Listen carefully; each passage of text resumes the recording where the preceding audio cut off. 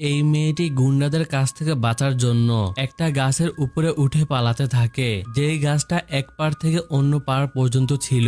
তখন মেয়েটির পিছনে গুন্ডারা চলে আসে আর মেয়েটির উপরে গুলি চালানো শুরু করে। গুলি থেকে বাঁচতে গিয়ে মেয়েটির পা পিছলে যায়, যে কারণে মেয়েটি উপর থেকে নদীতে পড়ে। নদীর স্রোত অনেক বেশি ছিল, যেটার মধ্যে সাঁতার কাটা সম্ভব ছিল না, আর পানির স্রোত মেয়েকে ধীরে ধীরে সামনের দিকে নিয়ে যাচ্ছে।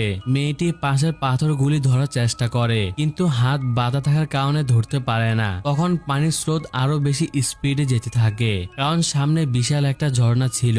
যদি মেয়েটি নিজেকে থামাতে না পারে তাহলে ঝর্ণার স্রোতে নিচে পড়ে টুকরো টুকরো হয়ে যাবে। তখন মেয়েটি সামনের একটা ধ্বংস হওয়া বিমান ধরে ফেলে। মেয়েটি ঝর্ণার থেকে কিছু মিটার দূরে ছিল। পানির স্রোত এতটা বেশি ছিল যে মেয়েটি ধরে রাখতে পারে না, যে কারণে নিচের দিকে পড়তেই যাবে। তখন বিমানে একটা ডানা ধরে ফেলে। নিচের গভীরতা দেখে মেয়েটির বুক কাঁপতে থাকে, কিন্তু বাঁচার ইচ্ছে তার মনে সাহস আর শক্তি জাগিয়ে দেয়। তারপর অনেক কষ্ট করে ডানার উপরে উঠে। তখন ডানা থেকে কসমস আওয়াজ আসে, যেটার মানে হচ্ছে ডানা এখন ভেঙে যাবে। তখন ডানার মাঝখান থেকে একটু ভেঙে যায়। পুরোপুরি ভেঙে যাওয়ার আগে মেয়েটি লাফ দিয়ে বিমানের মাথা ধরে ফেলে, যে কারণে মেয়েটির জীবন বেঁচে যায়। কিন্তু বিপদ এখনো শেষ হয়নি। মেয়েটি ভাঙ্গা বিমানের ভিতরে ঢুকে পড়ে। সে অনেক ক্লান্ত হয়ে গেছে, এই জন্য একটু রেস্ট নেওয়ার চিন্তা করে। তখন তার নজর একটা ধারালো জিনিসের উপরে যায়। মেয়েটি তার হাতের রশিটা এটা দিয়ে কাটার চেষ্টা করে। তখন এই ভাঙ্গা বিমানটা ঝর্ণার দিকে ঝুঁকে যায়। বিপদ বুঝতে পেরে মেয়েটি জলদি করে রশি কাটার চেষ্টা করে,